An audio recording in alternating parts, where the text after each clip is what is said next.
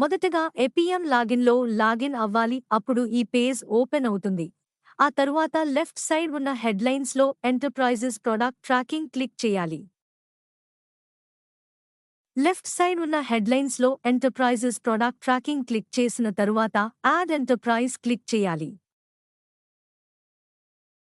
ఈ స్టెప్లో enterprise product tracking page open అవుతుంది. అందులో సెక్షన్ 1లో ఉన్న కాలమ్స్ అన్నీ పూర్తి చేయాలి. జీపీ, విలేజ్, ఎస్హెచ్జీ మరియు మెంబర్ సెలెక్ట్ చేసుకున్నాక వారికి సంబంధించిన వివరములు వస్తాయి.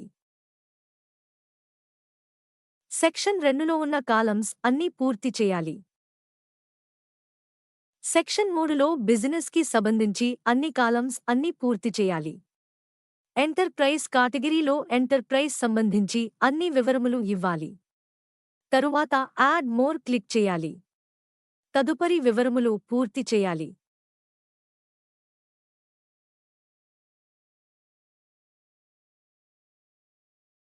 ముందుగా ఎన్ఆర్ఎల్ఎం సైట్లో అకౌంటెంట్ లాగిన్ అవ్వాలి. తరువాత డాష్బోర్డు స్లైడ్ ఓపెన్ అవుతుంది. అందులో లెఫ్ట్ సైడ్ ఉన్న హెడ్లైన్స్లో ఎంటర్ప్రైజెస్ ప్రొడక్ట్ ట్రాకింగ్ క్లిక్ చేయాలి.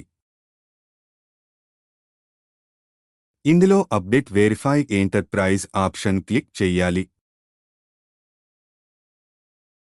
ఈ స్లైడ్ ఓపెన్ అయ్యాక ఇందులో ఉన్న గ్రామ పంచాయతీ పేరు, సభ్యుని పేరు, ఫోన్ నెంబర్, ఎస్టీజీ పేరు చివరగా అప్డేట్ వెరిఫై చేయాలి.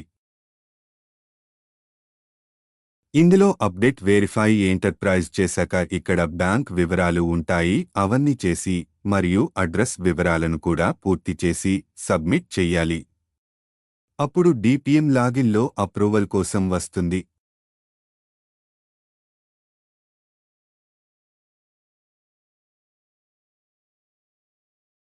ఎన్ఆర్ఎల్ఎం సైట్లో డిపిఎం లాగిన్ అయిన తర్వాత ఇలా డాష్బోర్డు రావడం జరుగుతుంది.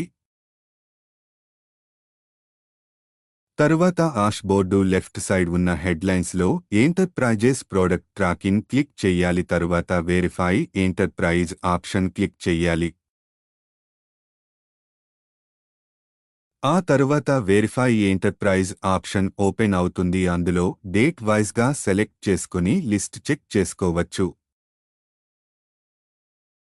ఇందులో లిస్ట్ చెక్ చేసి ఏపీఎం అకౌంటెంట్ ఇచ్చిన ఇన్ఫర్మేషన్ చెక్ చేసి డిపిఎం అప్రూవల్ ఇవ్వడం జరుగుతుంది.